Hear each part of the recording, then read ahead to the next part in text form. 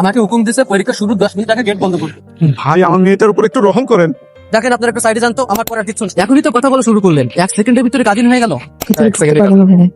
আর এই ছেলেটা আমি তো আজকে ইউনিভার্সিটি প্রথম আসলাম, আমি জানি না আপনারা কেন এসব প্রশ্ন করছেন আমাকে। আমি বুঝে ফেলছি তুমি প্রেশার, তোমার কিছু লাগতে হবে, তোমার র্যাক দিতে হবে। এই র্যাকটাই দিচ্ছি, দাও ম্যাচের কাটিয়ে দাও। এই, কে তুই? কই যা, তোর বাড়ি কই? সরি, কোথায় থাকো আব্বু তুমি? আমি আমি ভিপি আবিদ ভাইয়ের কাজিন। তো কি হইছে? তুমি যে আবিদের কাজিন, এটা কিভাবে বুঝবো? আপনাদের বিশ্বাস না হলে চলেন আবিদ ভাইয়ের সামনে, চলেন আবিদ ভাইয়ের সামনে বলবো। আচ্ছা, এটা কি হইতেছে? সরি ভাইয়া, আসলে আমি আপনাকে থ্যাংক ইউ দিতে এসেছি। আবেগ সামলাতে পারিনি, তাই সাইড আপ করে ফেলেছি। I am sorry. Thank you. কিসের জন্য থ্যাংক ইউ? অ্যাডমিশন টেস্টের দিন লেট করে এসেছিলাম, আমাকে ঢুকতে দিচ্ছিল না। তারপর আপনি এসে আমাকে কাজিন বানিয়ে হাতে ধরে এক্সাম হলে বসিয়েছেন। আমি পরীক্ষা দিয়েছি, আমি চান্স পেয়েছি ভাইয়া, আপনার জন্য ভাই চান্স পেয়েছি। Thank you so much. Thank you. তুমি সেই মেয়ে না? ভালো, চান্সও পাইছি। জি ভাইয়া, ল ডিপার্টমেন্ট। ও আচ্ছা, আমার নাম মাফতুহা। ঠিক সেদিন থেকে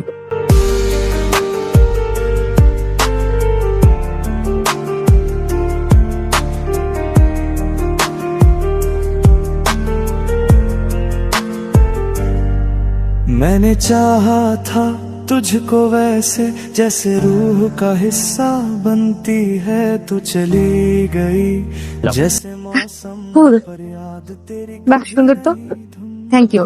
ওয়েলকাম। আমার ক্লাস আছে। ফুল খাইতে বলছি, ফুল খা। আবার সরি ভাই কিসের? হ্যাঁ, আমার কাজিনে ফুল দেওয়ার সময় কি তুই জিজ্ঞেস করছিলি আমারে? হ্যাঁ, ফুল খা। তুমি আমার মাপ তো সঙ্গী হয় দুষ্টির আছে আর মেনে মাপ তো আর করবো না, মাফ করে দেন। শুরু কর। জনি চলেছে একা পথে, সঙ্গী হলে দোষকে গাতে আর মেনেছে।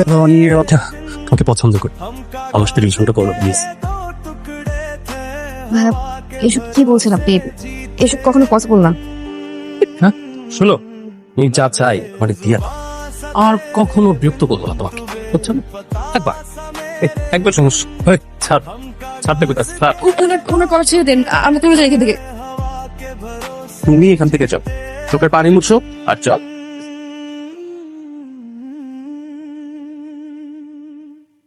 ওনার সাথে একটু বেশি বেশি করে ফেললেন না? যা করছি কম করছি, আমার ইচ্ছা করছিল ওর হাতগুলো কাইটা ফালাই দিই।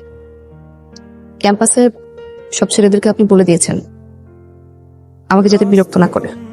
কাজিন হিসেবে ভালোই দায়িত্ব পালন করছেন। আজ আমাকে সবাই বলছিলেন, বাহ তোর কাজিন তো খুব কেয়ার করে। তো কেউ কারো কাজিনের জন্য এত কিছু করে না। এখনকার দিনে কোন বন্ধু কারোর জন্য এসব করে?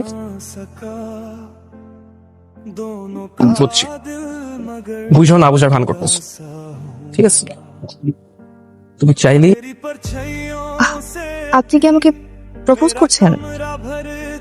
আমি আসলে প্রথম যেদিন তোমাকে দেখছি ওই দিনই আমার তোমাকে অনেক পছন্দ হয়েছে। আর তারপর তুমি আসলাম না, ওই যে চড়াই থাকা হাতটা, তারপর থেকে আমি তোমাকে বলে গেছি, তোমাকে ভালোবেসে গেছি। এখন যদি আমি না করে দিই আপনি সবকিছু করে থামিয়ে দিবেন, তাই না? না, থামিয়ে দিব না। কারণ আমি তো তোমাকে ভালোবাসি, আমি নাই ভালোবাসতে পারবো, কোনো সমস্যা নেই। কিন্তু আমি সবসময় থাকবো তোমার কাছে, আর তোমাকে সবকিছু থেকে প্রোটেক্ট করবো। ধরে নয় প্রোটেক্ট করাটাই ভালোবাসা, আর সবসময় ভালোবাসা থেকে ভালোবাসা পেতে হবে এমন কোনো কথা আছে? সমস্যা নেই, রিজেক্ট করে দেবো। তাই ওয়ান সাইডেড প্রেমই করলাম, খাইলাম একটা ছাকা, কি আর আছে? বিপি আবিদ একটা ছাকা খাইছে, তাহলে এবার চলে গেলা কেন? চলে যাচ্ছিলাম, ভাবুন তোমার রেসপন্সটা শুনে যায়। আর এখন শুনে মনে হচ্ছে तेरा होना ही काफी था, कभी अब तेरा ना होना मैं लिख जाऊंगा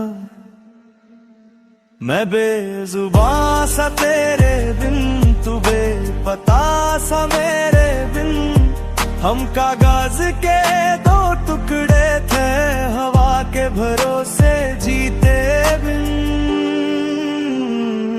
मैं बेजुबां सा तेरे बिन, तू बेपता सा मेरे বাবা হঠাৎ করে জরুরি ভিত্তিতে যেতে বলেছে। সো কবে যাচ্ছ? আমি ভেবেছি আজকে রাতেই রওনা হব। আর শোনো, আচ্ছা তোমার ফোন যেন বন্ধ না থাকে, আমি ফোন দিলে যেন পাই। ওকে? ওকে স্যার, ঠিক আছে।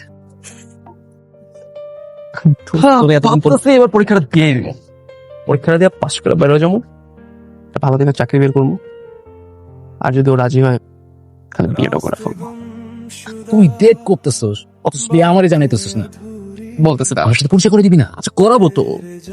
ও আমাদের ক্যাম্পাসে জুনিয়র, নাম মাফতুয়া, ল ডিপার্টমেন্টের। কি নাম বললি? বুঝি নাই। মাফতুয়া ল ডিপার্টমেন্ট। গাজীপুরে বাসা? তুই কেমন জানোস? হয় না যে আমার এলাকার যত মেয়েরা ছেলেরা আমাদের ইউনিভার্সিটিতে পড়ে, সবার কথা তো আমি জানি।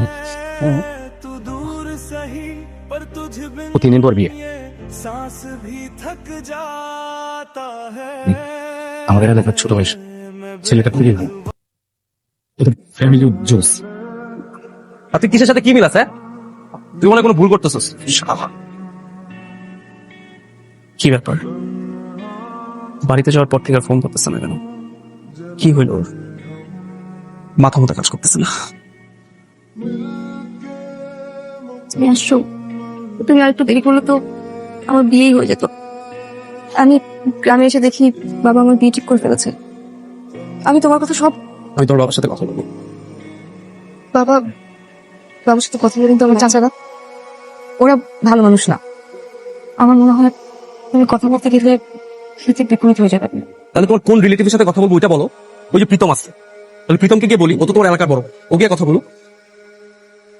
আমার কাছে মনে হচ্ছে বানানোটা ঠিক হবে না। তুমি কি আমাকে ভালোবাসো না? কি বলছো তুমি? তোকে অনেক ভালোবাসি। আমি বাসায় যাই, বাসায় গিয়ে আমি তাড়াতাড়ি ব্যাগ গুছিয়ে সবকিছু নিয়ে আসি। তুমি তুমি আমার জন্য বাস স্ট্যান্ডে অপেক্ষা করো। সপ্তাহে আসার কথা, 8টা বেজে গেল, এখন আসো। আগে কিছু করতে সময় লাগে না? আচ্ছা দোস্ত, তুই একটা জিনিস ভাব, এত কিছু ঘটে গেল, তোকে একটা বার জানানোর প্রয়োজন মনে করলো না? মানলাম যে ওর কাছে মাফ তো অন্য মেয়েদের মতো না, আমাকে অনেক ভালোবাসে। আবি, মেয়েরা খারাপ না। আর যারা বলে না যে আমার নারী বাকি মেয়েদের মতো না, আমি দেখছি জীবনে তারাই ধরাটা খাইছে। না তো আপু বলছো আপনাকে এটা দিতে। মাফ তো কোথায়? ও কই? তুমি আমাকে অনেক হেল্প করেছো। ছেলেরা তো এমনই হয়, প্রেমের প্রস্তাব দেওয়ার আগে হেল্পফুল হয়, আবার প্রেমের প্রস্তাব প্রত্যাখ্যান করলে আরেকটা রূপ দেখায়। আমার বাবা যে ছেলেটার সাথে আমার বিয়ে ঠিক করেছেন, সেই ছেলেটা ভালো, ওয়েল এস্টাবলিশড। আমি আসলে আমার বাবার অবাধ্য মেয়ে না। তুমি ভালো থেকো আবিদ। এটা তো কি বললি মা? আমি তো ভাবতেই পারছি না, আমার মেয়ে হয়ে তুই এই কাজটা করতে পারলি? আমি খুব ভুল করে ফেলেছি। এই ভুল আমি ওদেরকে মানা করে দিব। আমি চাই আমার মেয়ে তাকেই বিয়ে করুক যাকে সে ভালোবাসে, যাকে সে পছন্দ করে। তাই আমি বাবা হিসেবে বলছি, তুই যা, ওই আবিদের কাছে যা।